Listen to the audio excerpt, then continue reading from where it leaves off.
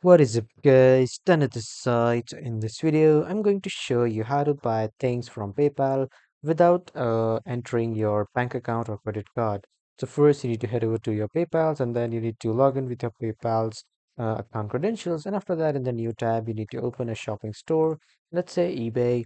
After opening the eBay, here you need to choose a product that you want to purchase, and after choosing the product in the new tab the product will open. Simply click on buy it now, and after clicking on buy it now, here you will have the option to pay it with your PayPal. Simply choose PayPal, and after choosing the PayPal, here you can just select a currency for this purchase. I'll click on continue with USD, and after that you will see the option to pay with your PayPal. Click on pay with PayPal, and then it will ask you to log in with your PayPal account to connect, so that the PayPal's account gets connected to your eBay's account.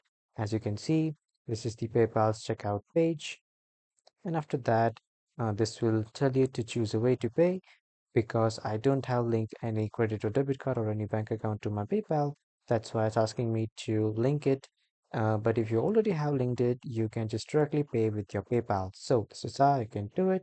That was all for this video, everyone. Thank you for watching.